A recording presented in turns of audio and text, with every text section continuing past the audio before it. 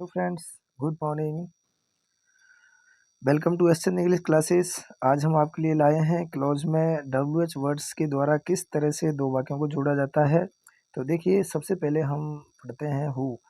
तो दोस्तों, हु का प्रयोग हम व्यक्तियों के लिए करते हैं। हु का अर्थ होता है जो, जिसे, जिसने। हु से जब वाक्यों को जोड़ा जाता है तो सबसे पहले हम ये देखते हैं कि जो हु कोष्टक में दिया है तो पहले वाक्य का जो ऑब्जेक्ट है उसके लिए दूसरे वाक्य का सब्जेक्ट आया है, तो दूसरे वाक्य के सब्जेक्ट को हटा देते हैं और उसके स्थान पर हु लिख करके पहले वाक्य से जोड़ दिया जाता है। तो देखिए दोस्तों, हु से जोड़ते समय दूसरे वाक्य का सब्जेक्ट जो पहले वाक्य के ऑब्जेक्ट या सब्जेक्ट के लिए आया हो तो उसे हटाकर हु लगाकर दोनों वाक्यों को जोड़ देते हैं। जहाँ देखिए, Rahul is my brother, he is a man of world. तो यहाँ ये ही जो है ये माई ब्रदर के लिए आया है, माई ब्रदर राहुल के लिए आया है। तो बात ये इसलिए ही इसके लिए आया, तो यहाँ ही को हटा देंगे और यहाँ हु लगा करके दोनों वाक्यों को जोड़ दिया गया है। Rahul is my brother who is a man of world.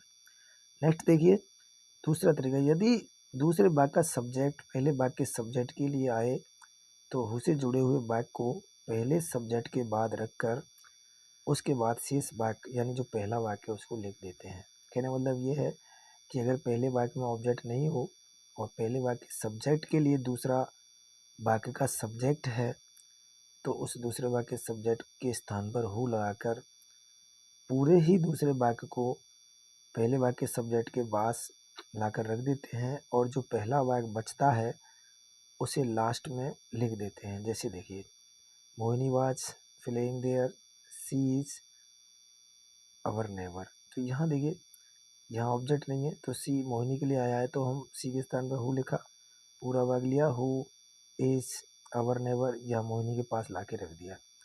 Mohini who is our neighbour, पहला शेष वाक्य था वाज प्लेइंग देयर, इसको हमने यहाँ लिख दिया वाज प्लेइंग देयर।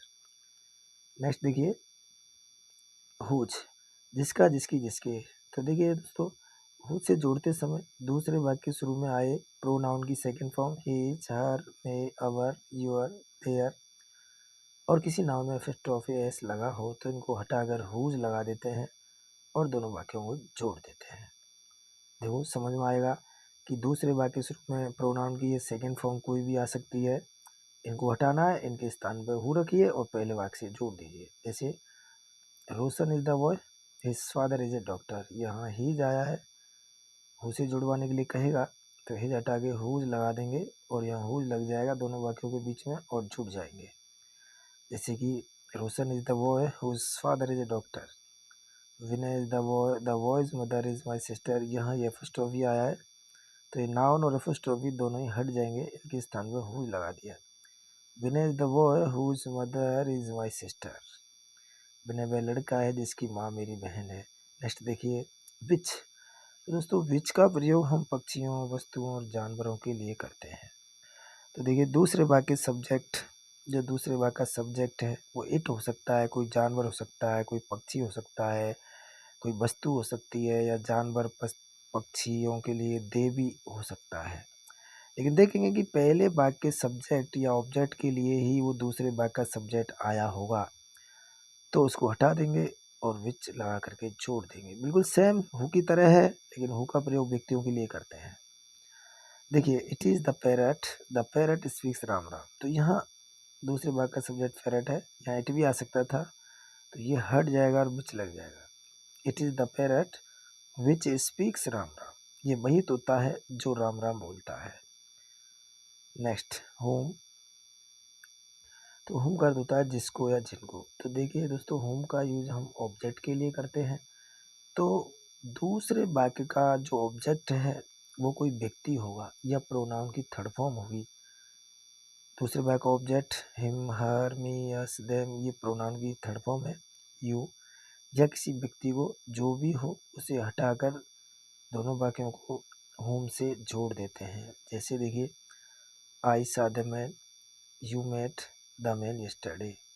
तो यहाँ आई सा द मैन, इस मैन के लिए दी मैन ये ऑब्जेक्ट आया, इसको हटा देंगे, बीच में होम लगा देंगे। I saw the man whom you met yesterday, मैंने उस आदमी को देखा जिसको आप कल मिले थे। तो देखिए दोस्तों, समझ में आ रहा होगा। होम के लिए दूसरे वाक्य का ऑब्जेक्ट हटा देते हैं जो कोई व्यक्ति होता है। नेक्स्ट देखिए,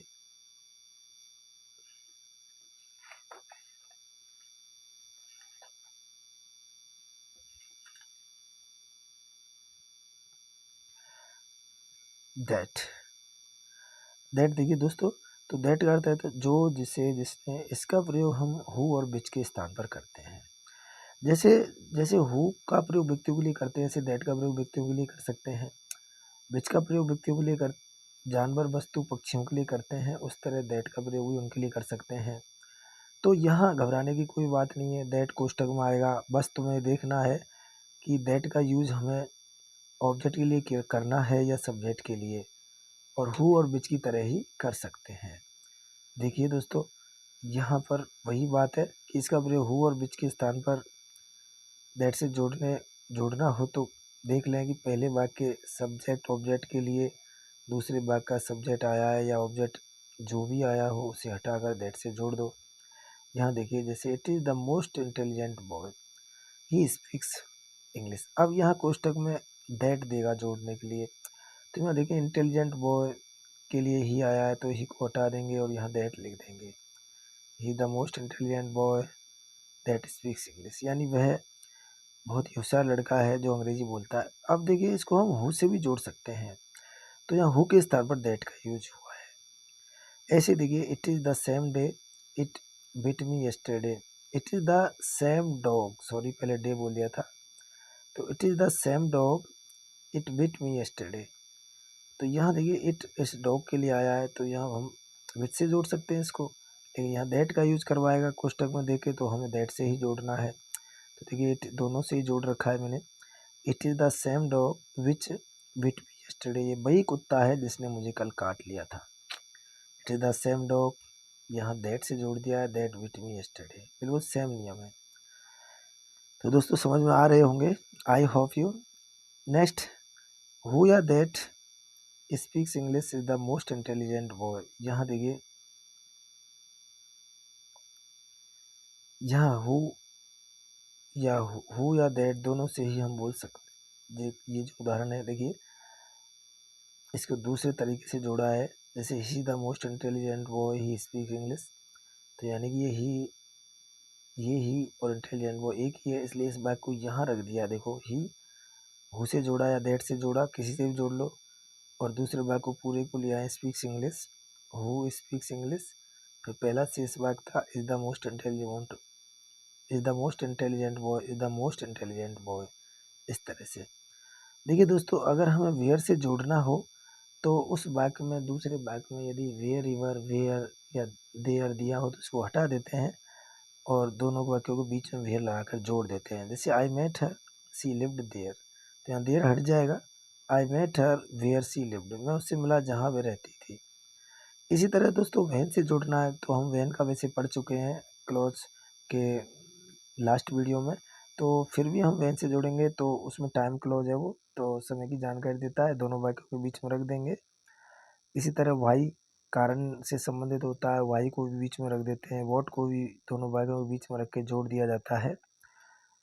तो ये हमारे WH वर्ड के द्वारा दो वाक्यों को जोड़ना है। वैसे दोस्तों, एक बात बता दूं, हर बार एग्जाम में इन्हीं से जोड़ने के लिए आता है ज़्यादातर, तो इनको अच्छी तरह से पढ़ लें, बार बार पढ़ लें। वीडियो को लाइक करें, शेयर करें और कमेंट करें। Thank you so much watching for video. तब तक के लिए वेट करें और इनको बार बार पढ़ें। हम फिर से अगले वीडियो में आपको मिलेंगे। Thank you so much, bye.